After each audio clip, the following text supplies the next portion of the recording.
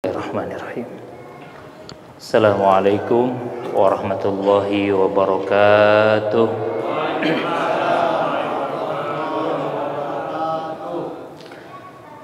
Innal hamdalillah wa syukran ala nikmatillah.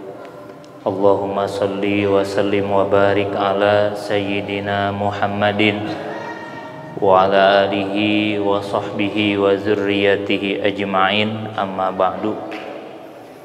Rabbi shrah li sadri wa yassir li amri wahlul 'uqdatam min lisani yafqahu qawli.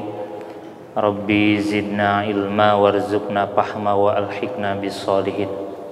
Rabbana la ilma lana illa ma 'allamtana innaka antal alimul hakim wa tub 'alaina innaka antat tawwabur rahim.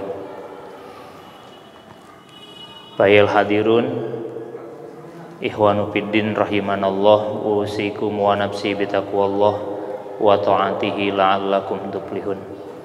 A'udzu billahi minasyaitonir rajim. Bismillahirrahmanirrahim.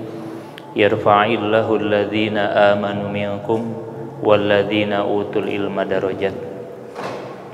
Wa qala an-nabiy sallallahu alaihi wa alihi wasallam wa ala alihi wa ashabihi may yuridillahu bi khairan yufaqihu fiddin. Al-hadis. Puji dan syukur mari bersama kita panjatkan kepada Allah Subhanahu wa taala. Alhamdulillah, di kesempatan saat ini kita masih diberikan limpahan karunia berupa nikmat kesehatan, juga panjang umur, terutama kemudahan melangkahkan kaki kita menuju tempat ini dalam rangka menjalankan di antara rangkaian kewajiban kita, yakni menuntut ilmu, yang mudah-mudahan dengan sarana kita menuntut ilmu, menambah keilmuan kita, Allah senantiasa kuatkan iman dan Islam kita, sehingga dengan demikian Allah Subhanahu wa taala memberikan kebahagiaan kepada kita semua, baik kebahagiaan di dunia maupun kelak di negeri akhirat. Sholawat teriring salam mari kita sampaikan dan curahkan kepada baginda kita, habibana wa nabiyana Muhammad sallallahu alaihi wa alihi wasallam wa ala alihi wa ashabihi. Para hadirin jamaah, bapak-bapak, terutama para guru, para asatid, para hujjaj, para orang tua yang mohon maaf tidak bisa saya sebutkan satu persatu namanya, namun tidak mengurangi rasa takziman wa takriman saya kepada semuanya, yang mudah-mudahan kita semua dikumpulkan di tempat yang baik, dalam keadaan baik, dalam kondisi baik. Mudah-mudahan Allah berkenan memberikan kebaikan kepada kita semuanya. Amin ya Allah ya Rabbal Alamin. Memang seharusnya ini bukan jadwal saya Bapak ya, tapi semuanya kulla yusibana illa ma kataballahu lana wa maulana. Semua sudah dituliskan oleh Allah. Emang saya kudu silaturahim sekarang, karena saya dari Ramadan belum silaturahim nih Pak. Terus terang aja jujur aja nih. Belum nih. Ketemu sih di jalan loh gitu ya. Cuman belum ketemu ini nih secara formal. Alhamdulillah pada kesempatan malam ini bisa silaturahim dengan para jamaah semua. Mudah-mudahan Allah senantiasa menambah keberkahan dari silaturahim kita. Hadirin jamaah yang dirahmati oleh Allah Subhanahu wa taala. Karantina dan juga gemblengan Ramadan sudah kita lalui. Namun perlu diketahui dan dipahami betul bahwa keberhasilan Ramadan, gemblengan dan karantina madrasah Ramadan, berhasil atau tidaknya akan kita lihat di bulan-bulan setelahnya. Makanya habis Ramadan namanya Syawal. Syawal itu kan artinya peningkatan, naik. Ini bapak-bapak Syawal naik apa turun nih kira-kira? Tinggal pertanyaannya naik kemana ini? Gitu ya. Jadi paling tidak stabilitas itu ada di bulan Syawal, ya bagusnya ditingkatkan. Nah, ke bulan Syawal kudu ningkat. 1 bulan dikarantina dan digembleng selama Ramadan untuk menghadapi bulan-bulan setelahnya, Syawal, dan sekarang kita sudah masuk bulan Zulqa'dah. Tanggal berapa, Pak? Tanggal 3 kalau nggak salah ya. Udah kagak inget tanggal. Tanggal 3 kalau nggak salah. Berarti 1 bulan kita sudah meninggalkan Ramadan. Namun perlu diingat tadi bahwa Ramadan adalah mengajarkan kita, menggembleng kita untuk meningkatkan keimanan dan ketakwaan kita kepada Allah Subhanahu wa taala. Kenapa iman dan takwa itu perlu kita gembleng, perlu kita latih?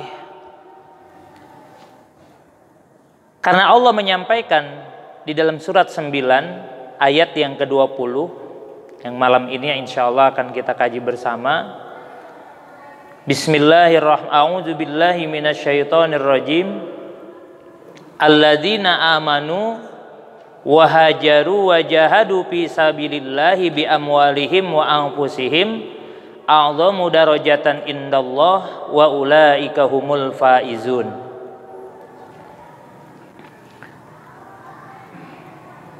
Orang-orang yang beriman dan berhijrah serta berjihad di jalan Allah dengan hartanya dan jiwa mereka, maka lebih tinggi derajatnya di sisi Allah, dan mereka itulah orang-orang yang memperoleh kemenangan. Artinya di sini, siapa orang yang ingin diangkat derajatnya oleh Allah menjadi derajat yang tertinggi dan terbaik, dan barang siapa yang ingin diberikan kemenangan. Makanya di akhir Ramadan itu, kalau bulan Syawal kita minal aidin wal faizin. Faizin itu faizun, yang mana doanya itu sebetulnya Allahumma ij'alna minal aidin wal faizin. Nanti yang ngedengernya baca lagi ja'alanallahu minal aidina wal faizin. Kalau kita mah minal aidin wal faizin, mohon maaf lahir batin gitu dah ya artinya. Sebenarnya Allahumma ij'alna minal aidin wal faizin, ja'alanallahu minal aidin wal faizin. Faizun, menang, karena kita sudah melewati Ramadan. Karena di Ramadan itu digembleng iman kita, digembleng ketakwaan kita, sehingga bagi mereka orang-orang yang benar ibadahnya, man shoma ramadhana imanan wahtisaban ghufira lahu ma taqaddama min dzambi. Orang yang puasanya benar, orang yang beriman, ikhlas, maka dosa-dosanya akan diampuni yang telah lalu. Terus volume ibadah makanya di bulan Ramadan itu meningkat. Dengan demikian dosa-dosa kita diampuni oleh Allah Subhanahu wa taala, sehingga faizun. Nah, cuman ayo kita evaluasi nih saat ini. Karena memang untuk mendapatkan kebahagiaan dan diangkat derajat kita oleh Allah, yang pertama syaratnya kata Allah di At-Taubah ayat 20 ini, yang pertama adalah alladzina amanu, yaitu orang-orang yang beriman. Jadi syarat untuk diangkat derajat dan dibahagiakan kita adalah harus iman. Iman yang bagaimana? Pertanyaannya. Dah kalau ditanya mah, Bapak beriman nggak, Pak? Iman dong. Bahkan ngambek kalau disebut gak beriman. Wah, gak beriman ente. Wah, ngambek. Marah besar itu. Tapi coba kita lihat iman yang seperti apa.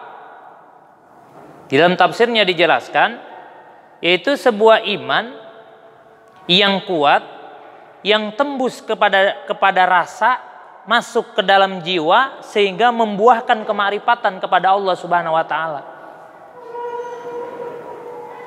Ribet definisi itu mah, gampangnya aja dah.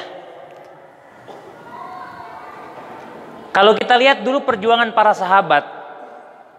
Para sahabat berani meninggalkan istrinya, istri meninggalkan suaminya, orang tua meninggalkan anaknya, anak meninggalkan orang tuanya, seorang pembisnis meninggalkan usahanya yang sudah maju. Karena apa, Pak? Untuk hijrah bersama Nabi. Karena apa? Karena iman kepada Allah. Mana ada sih anak ninggalin orang tua ninggalin anak? Kalau bisa kita hitung, nggak ada. Tapi demi keimanan ditinggalkan. Istri ditinggalkan, suami ditinggalkan, usaha yang udah maju-majunya ditinggalkan. Ditinggalkan semuanya. Keluarga ditinggalkan semuanya. Bahkan kita baca sejarah bagaimana Bilal bin Rabah setiap pagi itu digiring sama majikannya, dipecut, digiring ke lapangan, lalu dia dijemur di atas batu, dihimpit lagi dengan batu sambil dipecut sampai sore, balik lagi dipecut, dan begitu terus. Tapi ketika disuruh pindah agamanya lagi ke agama yang dulu, dia menolak. Kenapa? Karena iman. Ammar bin Yasir, bagaimana ibu dan ayahnya meninggal. Bahkan kalau kita baca sejarahnya bagaimana majikannya menyiksa Sumayyah beserta suaminya. Sebegitu luar biasanya. Berani menghadapi itu semua demi apa? Demi keimanan. Makanya iman itu akan selalu diuji, Pak, sama Allah. Enggak begini, kamu hijrah dengan Rasul, pas udah hijrah ke Madinah langsung senang, langsung bahagia. Enggak. Diuji sama Allah. Bapak tadinya tidak berjamaah, akhirnya sekarang berjamaah. Kok usaha saya nggak maju-maju? Diuji sama Allah. Lihat Al-Ankabut ayat 2-3. Kata Allah, ahasiban nasu ayyutraku ayyakulu amanna wahum la yubtanun. Hei manusia, apakah kalian mengira akan aku tinggalkan ketika kamu berkata, ya Allah aku iman kepadamu, wahum la yubtanun, sementara kamu tidak akan aku uji? Enggak. Jadi yang tadinya kita enggak sholat, kemudian kita hijrah jadi sholat rajin. Harapan kita ekonomi membaik, rumah tangga membaik, usaha jadi lancar. Kok enggak? Tadinya usaha lagi maju banget, cuman di dalamnya ada kegiatan yang tidak halal, ada haramnya. Lalu coba kita tinggalkan, kita cari usaha yang halal, tapi kok malah apa? Omset menurun misalnya, bahkan sampai titik kebangkrutan misalnya. Itu harus sadari betul, itu ujian yang Allah berikan kepada kita, diuji terus. Katanya kalau menghidupkan dalam rumah tangga kita kehidupan Islam, maka rumah tangga akan sakinah, mawaddah, warahmah. Ternyata kok malah berantakan, diuji terus sama Allah. Jangan kamu mengira ketika kamu berkata iman lalu aku tinggalkan, tidak, akan aku uji. Sahabat diuji oleh Allah. Diuji meninggalkan keluarganya, diuji meninggalkan istrinya, diuji meninggalkan saudara-saudara bisnisnya dan lain sebagainya. Bahkan nyawa diberikan untuk mempertahankan keimanan karena diuji oleh Allah Subhanahu wa taala. Maka sadari betul, Pak. Kalau hari ini kita semakin baik kok semakin terpuruk. Jujur di kantor malah diapain? Malah dikucilkan, dijauhkan, bahkan dikeluarkan dari kantor. Padahal saya udah berusaha jujur. Dan ini banyak gitu. Banyak suka jamaah ada yang ngobrol dengan saya. Ustadz, kenapa ya? Saya tadi usaha ada bohongnya, ada nggak jujurnya, tapi lancar banget, Pak. Sampai saya kebeli rumah, kebeli kendaraan. Sekarang saya udah sadar, lalu saya berusaha jujur, rumah habis, kendaraan habis, saya dikeluarin dari kantor saya. Ini gimana sih urusannya sebenarnya? Lah, saya bilang gimana urusannya? Saya kasihin aja ayat yang ini. Tuh, Pak. Ahasiban nasu ayyutraku ayyakulu amanna wa hum la yubtanun. Tahadus bin Ni'mah, saya pernah ada seorang datang ke pesantren, dia punya hutang 14 miliar, Pak. Hutangnya 14 miliar, dia anaknya berhenti sekolah, rumahnya habis, kendaraannya habis, dia tinggal di rumah supirnya. Tinggal di rumah supirnya. Bangkrut habis-habisan, mending kalau bangkrut, ya bangkrut tuh usahanya hancur, tagihan datang, dikejar-kejar debt collector. Bahkan dibilang nih, ini supir saya nih, dia nih yang suka ditonjokin nih sama debt collector katanya, sama DC nih. Karena melindungi saya. Padahal saya ada, dibilang nggak ada, pukul katanya gitu, sampai habis. Tapi apa?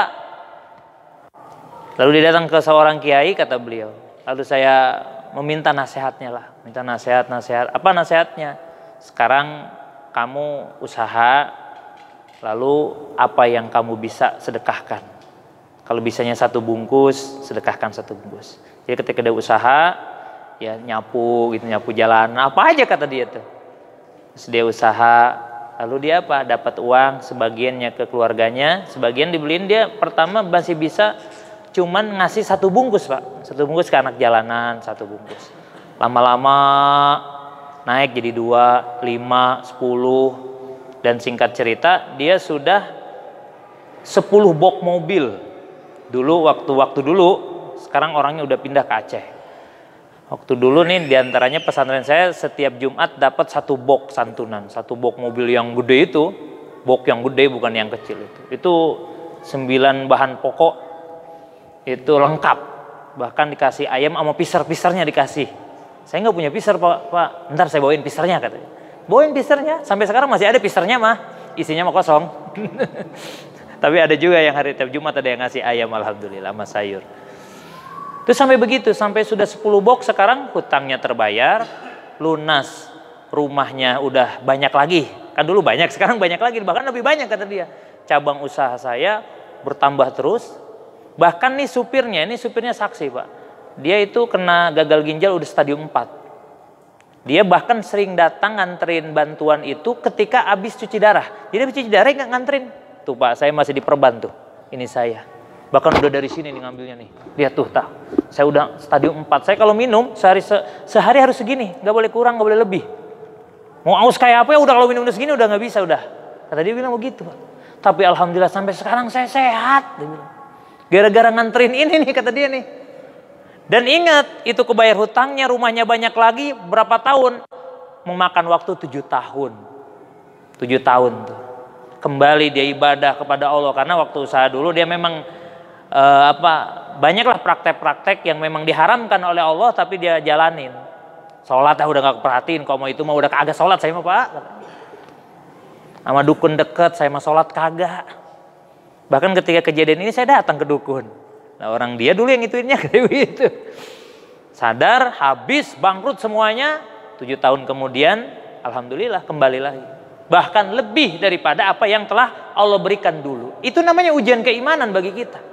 Ini contoh fakta dan real. Mengatakan demikian.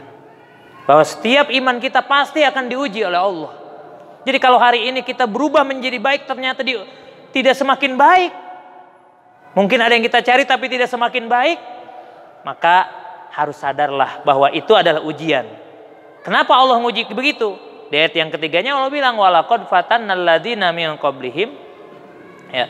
Dan nyata telah aku uji orang-orang sebelum kalian, ya. Fala ya'lamannallahu alladzina shadaku. Aku ingin tahu kata Allah, siapa orang-orang yang benar-benar beriman, wala ya'lamannal kadzibin, siapa orang-orang yang pura-pura iman. Itu pengen tahu. Kan suka ada, duha mulu, usaha kagak lancar-lancar, berhenti duhanya. Bangun malam mulu, tapi keinginan kita tidak tercapai, berhenti. Bangun malamnya, sholat mulu, begini-begini aja hidup, berhenti sholatnya. Kan ada yang begitu kan? Ada. Kan ketika Nabi hijrah pun ke Madinah, ada sahabat yang balik lagi, perang, ada yang balik lagi. Tidak lulus ujiannya. Tapi ketika para sahabat berhasil mengikuti ujian yang Allah berikan keimanannya, para pembisnis yang meninggalkan usahanya di Mekah, di Madinah semakin apa? Bisnisnya semakin besar. Istri yang ditinggalkan ada yang nyusul lagi dari Mekah ke Madinah, tapi ada yang diberikan keluarga yang baru yang lebih sakinah. Begitu juga anak dan lain sebagainya. Silahkan baca sejarah bagaimana kehidupan setelah di Madinah, para sahabat itu berkali-kali lipat lebih baik daripada ketika di Mekah. Padahal awalnya enggak. Itu ujian doang dari Allah. Pindah dari Mekah ke Madinah ada ngumpet-ngumpet. Karena kalau ketahuan langsung dibunuh oleh orang-orang Quraisy. Tapi mereka tetap berjalan, terus berjalan sampai ke Madinah. Terjadi proses dan lain sebagainya. Akhirnya yang bisnis punya lagi bisnisnya bahkan lebih besar, keluarganya yang ditinggalkan, punya keluarga lagi yang baru, atau ada yang menyusul ke Madinah dan sangat luar biasa. Semua rata-rata kehidupan para sahabat ketika pindah ke Madinah tadinya tidak baik, kemudian menjadi lebih baik. Yang di Mekah sudah baik, bertambah baik. Yang di Madinah, yang di Mekah tidak baik, ke Madinah jadi baik. Cuman itu ada prosesnya. Nah itu akan diuji terus iman kita tuh Pak. Nah itu iman yang kuat tuh begitu tuh. Harus punya iman kayak begitu. Iman yang senantiasa nembus sampai rasa diri kita tuh. Ya, nembus ke hati kita menjadi rasa sehingga membuahkan kemarifatan kepada Allah Subhanahu wa ta'ala. Nah kalau udah kuat maka tidak ada yang kita prioritaskan kecuali Allah Subhanahu wa ta'ala. Itu iman yang kuat tuh. Masih dagang, azan udah datang, berhenti dulu. Itu iman, nah iman kuat. Mau apapun urusan kita, kalau emang Allah udah manggil, berhenti dulu. Kalau kewajiban udah datang, berhenti dulu. Nanti bisa dilanjut lagi. Kan sering saya sampaikan, kalaupun rezeki kita pada hari itu sekian, 100.000, mau buka 24 jam pun, warung tetap aja rezeki masa gitu, nggak bakal berlebih. Kenapa kita harus mengorbankan waktu kita untuk kayaknya nih, banyak konsumen nih kayaknya. Padahal mah rezeki mah segitu-gitu aja. Mau sholat dulu, mau nggak sholat dulu segitu. Nggak bakal berkurang, juga nggak bakal berlebih. Tapi bagi mereka yang mau memprioritaskan Allah, maka Allah akan berikan keberkahan bagi kehidupannya. Itu yang pertama. Jadi iman yang kuat itu yang demikian. Jadi jangan sampai kita ini salah kaprah, ya.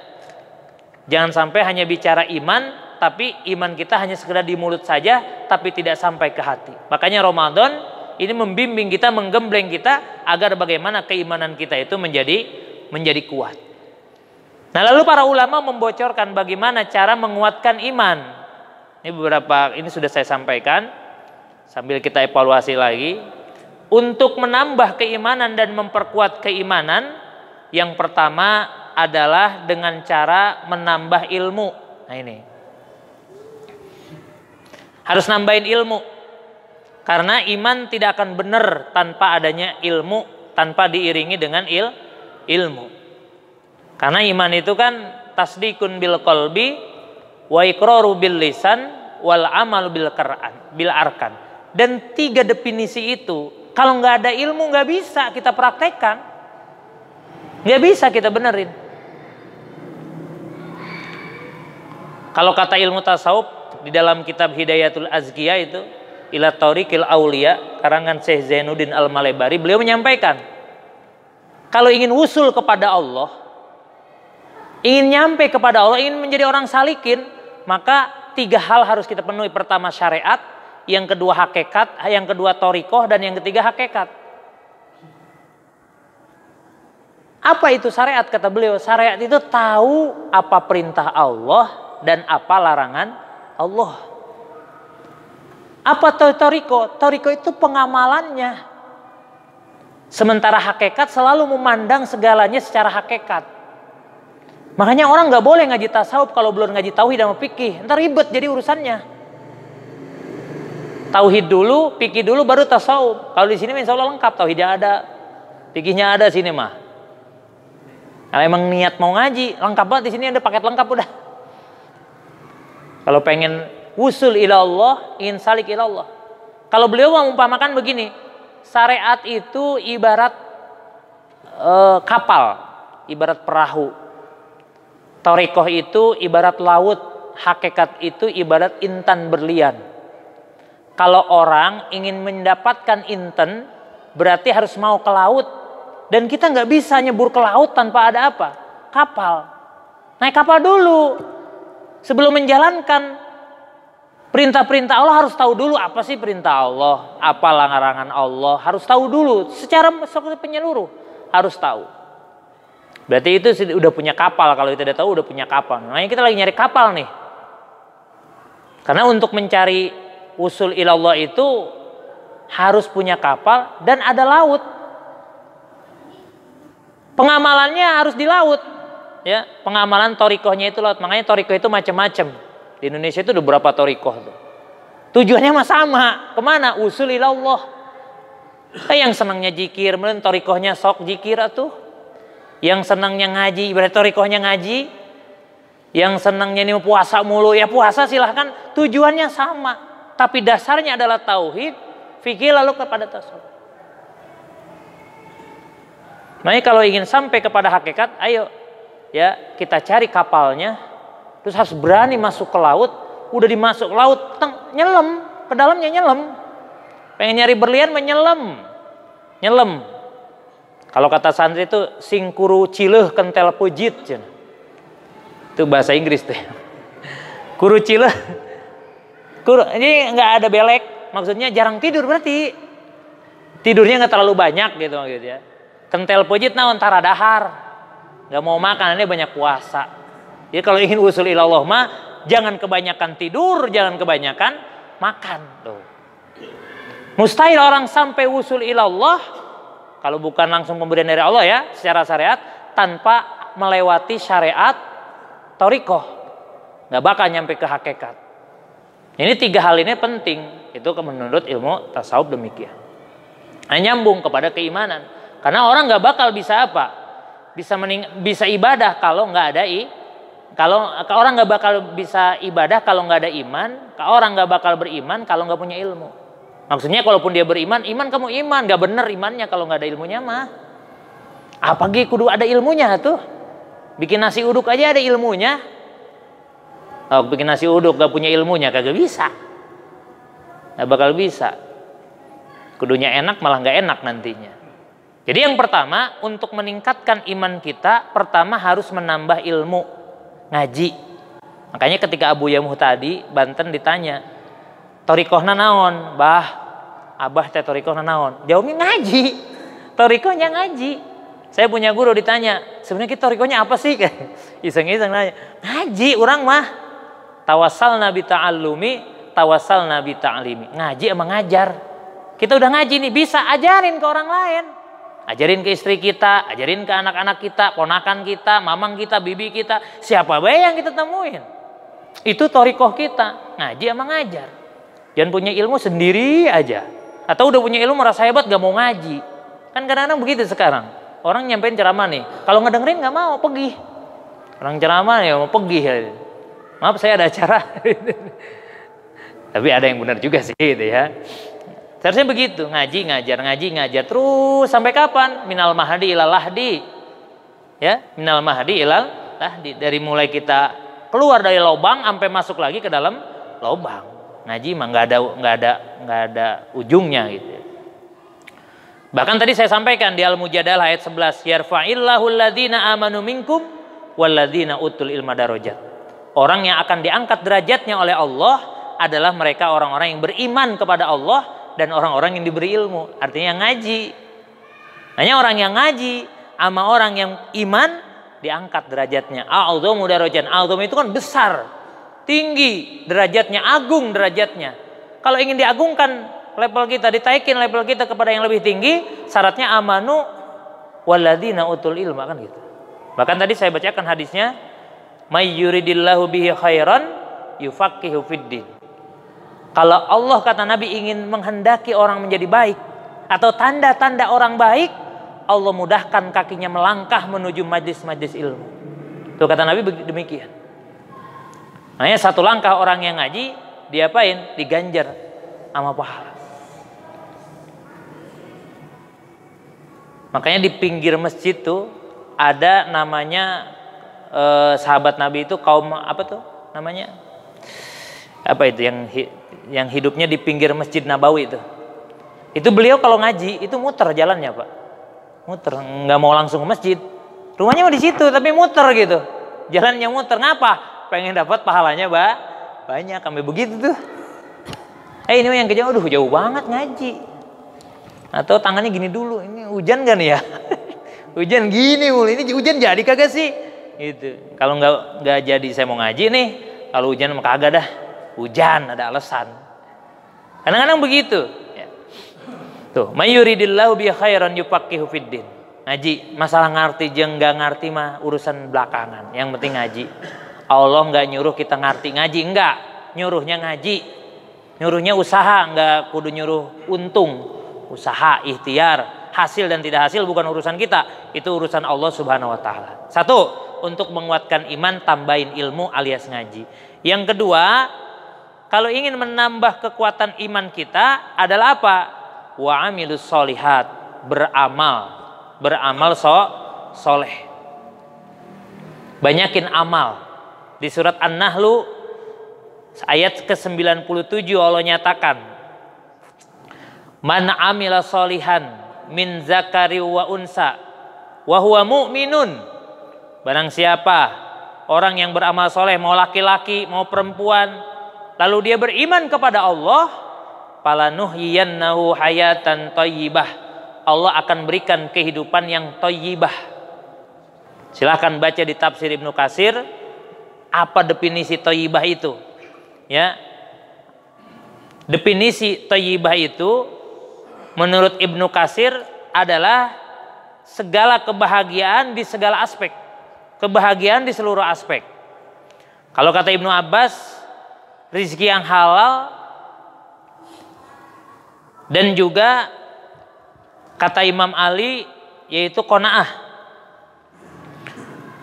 Kalau kata Imam Qatadah, rizki yang halal dan kemampuan ibadah dan juga hati manusia yang lega. Namun pada akhir kesimpulan di akhir tafsirnya itu dijelaskan, pada akhirnya disimpulkan bahwa thayyibah itu semua kehidupan yang baik mencakup yang tadi disebutkan. Jadi thayyibah itu bukan hasan. Hasan mah sekadar baik doang. Kalau thayyibah mah kalau kita mah ajib gitulah. Bagus ajib gitu ya. Itu lebih bagus gitu kan. Lezat gitu ya, sangat lezat. Nah thayyibah itu begitu. Orang yang mau beramal soleh, siapapun dia dan dia beriman kepada Allah, dasarnya Allah akan jamin kehidupannya yang thayyibah, yang baik. Kenapa? Karena orang yang beramal soleh, imannya akan semakin kuat. Kalau orang udah imannya kuat, Pak, mau miskin mau kaya itu nggak ngaruh. Situasi kondisi itu tidak pengaruh. Itu mah ibarat angin lewat aja. Bagi orang yang imannya kuat, mau miskin sama aja, mau kaya sama aja. Mau punya anak, mau nggak punya anak, mau usaha, mau nggak punya usaha, sama aja. Yang penting sudah usaha.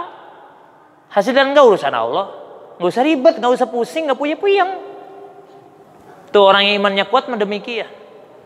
Ngadepin siapapun nggak pernah takut, karena takutnya hanya kepada Allah. Karena orang semuanya makhluk milik siapa? Allah Subhanahu Wa Taala. Kalau Allah nggak izinin untuk mencelakakan kita, siapapun tidak akan mampu. Siapapun mau menjatuhkan nama kita, kalau kata Allah enggak. Tapi kalau kata Allah jatuh, walaupun beribu orang ngelindungin kita, jatuh nama kita pokoknya. Orang beriman begitu patokan. Kuat keimanannya jadi nggak pernah takut, karena inna auliya Allah la khaufun alaihim wa lahum yahzanun. Sesungguhnya kekasih-kekasih Allah orang-orang yang senantiasa taat kan. Wali itu orang yang selamanya taat kepada Allah, itu wali. Makanya orang-orang yang lulus syariat, thariqat dan hakikat, maka dia menjadi wali. Dan wali Allah itu orang senantiasa taat kepada Allah. Orang yang senantiasa taat kepada Allah, maka la khaufun alaihim wa lahum yahzanun. Dia tidak akan pernah takut dan dia tidak akan pernah bersedih. Kalau ke arah situ mah kita pengen juga ya Pak ya. Cuman nih usahanya nih kita nih. Ya, sekedar pengen doang ya. Nah, bahkan kata Allah di akhir ayatnya tuh, wala najziyannahum bi ahsani ma kanu ya'malun. Selain kamu diberikan kehidupan yang baik, akan aku balas dengan balasan yang lebih baik dari apa yang telah kamu lakukan. Lakuinnya 1, dibalasnya 100, 7 dibalas 100, jadi 700. Sekali kebaikan dibalasnya 700. Itu luar biasa itu. Jaminan yang Allah berikan.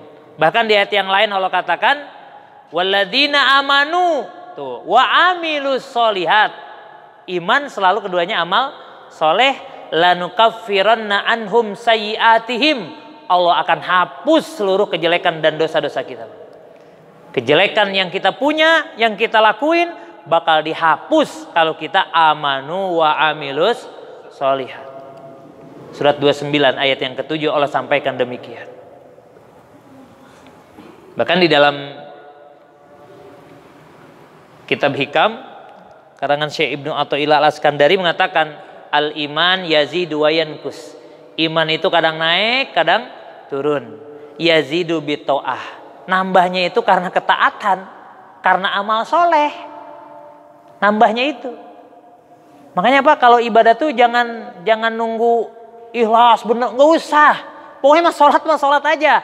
Ntar bener ngikutin. Sambil ngaji kita benerin gitu. Ntar saya mah sholatnya kalau udah ikhlas.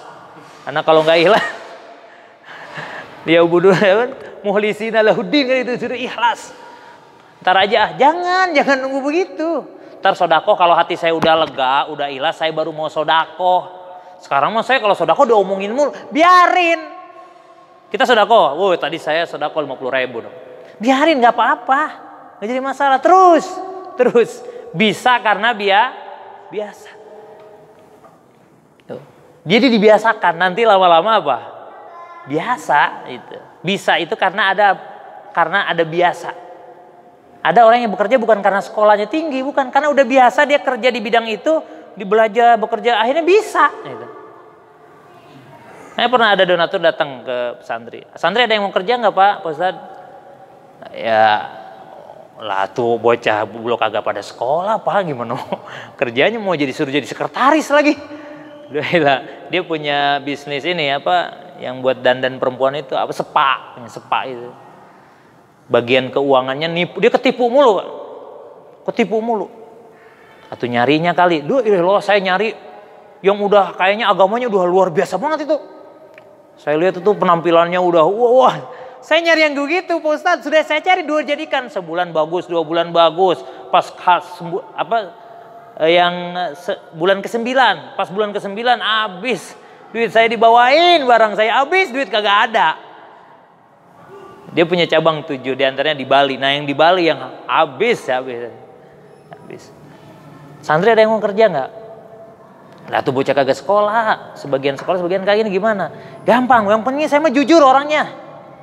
Kalau kerjaan itu gampang, nanti saya ajarin, sebulan juga kelar. Apalagi kalau bocahnya pinter, seminggu juga beres. Ayo, yang paling belet, paling nggak bisa, sebulan insya Allah saya pasti bisa ngajarin. Yang penting orangnya jujur, saya mah minta itu doang. Dia bilang begitu Pak, mintanya jujur doang. Makanya saya datang ke sini, kali ada bocah yatim yang jujur, ya bocah SMA yang udah baru SMP nggak apa-apa. Saya bilang udah atuh jangan, bocah masih pada ngaji, saya bilang. Yang udah ini dah, atuh masih pada ngaji Pak. Lah nanti kalau jelek lah kita yang kena Pak. Jadi saya nggak berani. Nanti aja kalau udah ada yang agak beneran, saya bilang gitu. Nanti saya kabarin ya. Oh ya udah, nanti awas jangan lupa ya kabarin. Sampai hari ini nggak saya kabarin. Lah tuh dipindahin ke Bali ya, repot saya bilang, kasihan ya. Ini masih belajar anak-anak. Terus sampai begitu, luar biasa. Yazidu bita'ah. Maka ayo jangan nunggu bener ibadah mah. Oh kamu ibadah nggak bener, biarin. Terusin aja Pak. Oh, kamu salah tuh cara ini. Ya, itu yang benar yang gimana? Gitu aja pokoknya. Ya, jangan nungguin benar. Takutnya terus jangan putus asa lagi. Jangan putus asa kalau emang kita tekun, pengen mencari wusul ilallah, mencari kebaikan, mencari keberkahan, ya kita ibadah ada yang nyalain nggak apa-apa. Gimana yang benarnya gimana? Gitu. Minta diajarin supaya benar. Ntar lama-lama juga benar. Allah nggak nyuruh benernya, yang penting usahanya. Usahanya dulu. Itu belum ikhlas juga, terusin sodakoh mah, jangan berhenti tuh yang sodakoh nggak ikhlas, terusin aja sodakohnya. Saya mau di sodakoh pengen disebut Pak Ustadz nih jiwa saya kurang baik, terusin. Karena beberapa orang pernah datang juga ngobrol ke saya begitu. Ustadz emang katanya kalau sodakoh kudu ikhlas, ibadah bukan sodakoh doang Bu, semuanya kudu ikhlas. Kalau nggak ikhlas sakit hati, Ibu nolongin orang nih, berharap ingin ditolong lagi, ntar Ibu nggak ditolongin kan sakit hati Bu. Oh iya, tapi saya belum ikhlas ini. Apa berhenti aja saudara? Lah jangan. Tambahin, kalau pengen ikhlas tuh tambahin. Tambahin, kalau ibu biasa 1 juta, tambahin 1,5 juta. Ntar ikhlas tuh ngikutin Bu, saya bilang. Ya pokoknya ada orang kalau berbuat baik disupport, jangan dipatahkan. Kayak orang kemarin korban pakai kambing perempuan, boleh nggak? Saya bilang boleh. Mana kambingnya? Bawa sini. No, udah dibawa. Emang nggak Pak? Kemarin saya datang ke masjid Pak, di rumah saya gak sah katanya. Saya sedih banget mana kambing saya tinggal. Itu tinggal atu-atunya itu. Saya udah beli soalnya gede kambingnya, cuman gak ngelahirin lagi, jadi mau saya korbanin gitu. Nah orang mau berbuat baik gak bolehin Pak. Nah, sini, bawa ke sini saya bilang kambingnya. Kalau ada 5 bawa sini. Pokoknya kalau ada yang korban kambing perempuan bawa ke sini saya bilang. Ayo saya terima. Jangan dipatahkan. Kalaupun memang misalkan jatuhnya memang dalam syariatnya nggak ada, kita kemanain kayak gitu, jangan sampai nggak boleh. Waduh, kasihan nanti orang udah mau berbuat baik, ternyata kebaikannya malah dipatahkan. Akhirnya dia seuzon akhirnya ke pengurus masjidnya, kemudian hubungannya jadi tidak baik, ya, dan lain sebagainya. Supaya kita belajar bijaklah. Itu yang kedua. Jadi perbanyak amal soleh.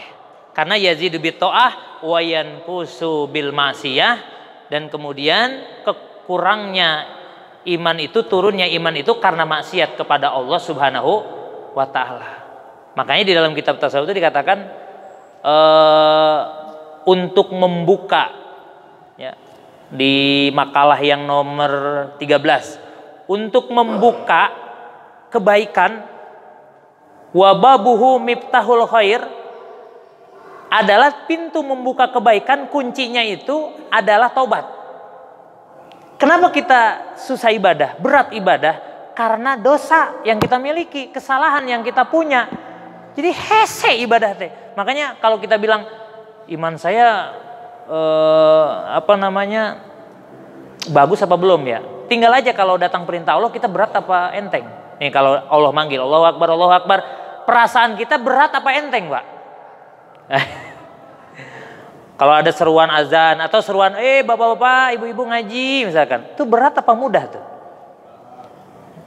Jadi jangan bicara iman saya udah bagus nggak ya?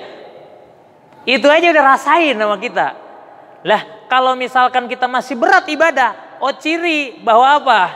Bahwa iman kita masih kurang baik. Karena kata beliau, kata Sayyidina Al-Malibari dalam kitabnya itu, pintunya kebaikan adalah taubat. Kalau kita bertobat, maka pintu kebaikan itu akan terbuka, pintu amal itu akan kebuka. Jadi kalau kita ingin membuka pintu amal, artinya kalau kita ingin gampang ibadah, tobat kepada Allah, hapus dosanya, nanti pintunya kebuka. Lalu tidak hanya itu kata beliau, taubat juga merupakan pondasi dari kebaikan. Jadi artinya kalau ingin ibadah kita ditaikin, kalau tadi kan untuk membuka pintu kebaikan, taubat. Kalau ingin menaikkan pintu kebaikan kita, 1, 2, 3, 4, 5, 6, 7 sampai wusul ilallah, maka perbanyaklah bertobat. Banyakin tobatnya. Nanti kita sampai ke tangga-tangga selanjutnya. Karena kata beliau, kalau pondasi enggak kuat, jangankan lantai 2, lantai 3, tembok juga rubuh. Bagaimana kalau kita meningkatkan amal sementara pondasinya enggak kuat? Jadi kunci kebaikan dan pondasinya adalah taubat. Orang yang banyak bertobat, maka akan dimudahkan ibadahnya kepada Allah karena dosa-dosanya dihapus oleh Allah. Tapi ingat, taubatnya yang nasuha, yang kalau ke Allah 3 syaratnya, kalau ke manusia 4 syaratnya. Ini harus kita penuhi, kalau enggak belum termasuk taubatan nasuha. Dengan demikian Allah akan mudahkan kita ibadah kalau dosa kita enggak ada. Artinya kalau hilang pelan-pelan kita, makanya dari subuh ke zuhur, nah zuhur tuh tobatin. Dari zuhur ke asar tobatin. Nah caranya bagaimana kalau pengen tobat? Ihtisabun nafsi kata beliau. Karena kita nggak bakal bisa nambel ban kalau kita nggak tahu ban itu bolongnya di mana. Periksa dulu kan, periksa, koreksi, mana sih bannya yang bocor? Kayak kemarin saya nambel ban mobil, lah kagak ada yang bocor ini, peleknya yang parah. Jadi pelek kena bannya bocor terus akhirnya. Bukan bannya yang bocor kena paku, bukan.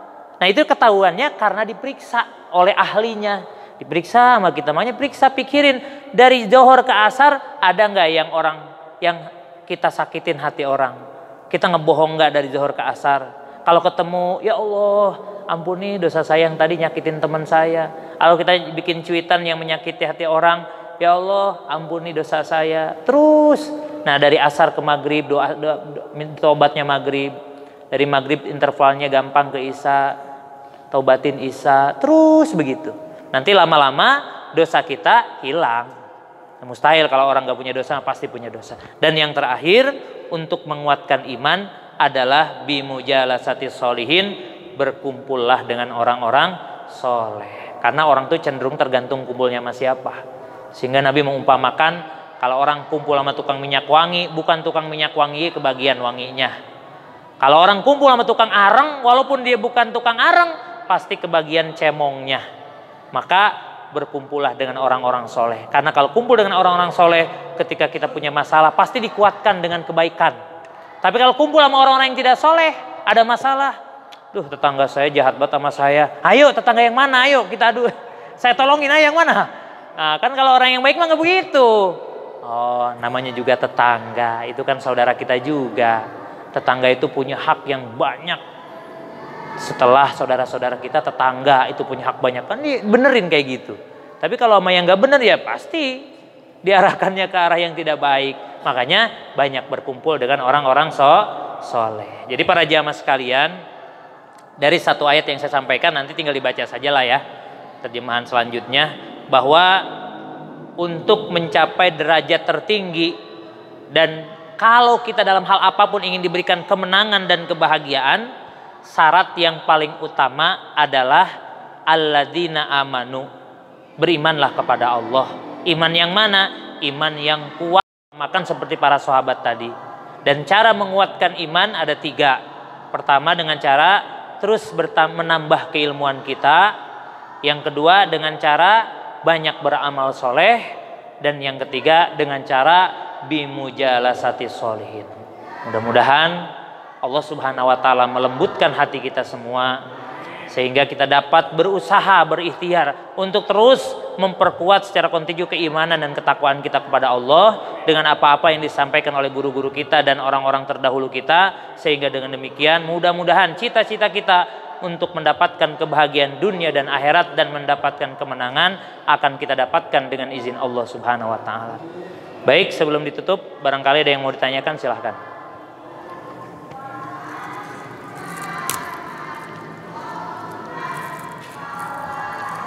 Bisa? Bentar lagi? Udah? Oh udah.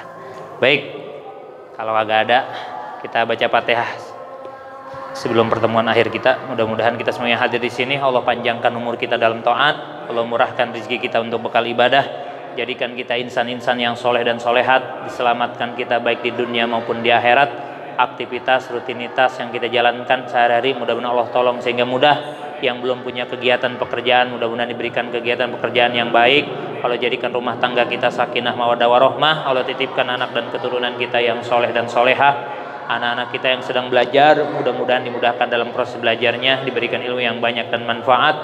Cita-cita yang diinginkan oleh kita dan anak-anak kita mudah-mudahan dikabulkan oleh Allah Subhanahu wa taala. Yang kurang sehat mudah-mudahan Allah angkat penyakitnya, yang sudah meninggal Allah ampuni segala dosanya, dan kita yang masih diberikan kesempatan hidup oleh Allah Subhanahu wa taala mudah-mudahan hidup yang sekali ini betul-betul dapat kita manfaatkan untuk senantiasa beribadah kepada Allah Subhanahu wa taala. Ala hadhihi niyyah wa ala kulli niyatin shalihah ila hadratin Nabi Muhammadin sallallahu alaihi wasallam. Nas'aluka Allahumma bi mu'jizatin yassir umurana khususan umura fi hadzal majlis bi sirril Fatihah. A'udzu billahi minasyaitonir rajim. Bismillahirrahmanirrahim. Alhamdulillahi rabbil alamin arrahmanir rahim maliki yaumiddin. Iyyaka na'budu wa iyyaka nasta'in ihdinas siratal mustaqim. Siratal ladzina an'amta 'alaihim ghairil maghdubi 'alaihim waladdallin. Ighfir lana wa liwalidayna amin. Amin ya Allah ya rabbal alamin. Rabbi anfa'na bima 'allamtana, Rabbi 'allimna alladhi yanfa'una, Rabbi faqihna wa faqih lana wa qarabatil lana fi dinina. Rabbana la tuzigh qulubana ba'da idh hadaitana wa hab lana min ladunka rahmatan innaka antal wahhab. Rabbana ya Allah atina fid dunya hasanah wa fil akhirati hasanah wa qina adzabannar. Dawahum ya subhanakallahumma tahiyyatun fiha salam wa akhiru da'wahum alhamdulillahi rabbil alamin. Subhanakallahumma bihamdik asyhadu an la ilaha illa anta astaghfiruka wa atubu ilaik. Walhamdulillahi rabbil alamin. Allahumma waffiq ila aqwamit thoriq. Billahi hidayah taufik. Assalamualaikum warahmatullahi wabarakatuh.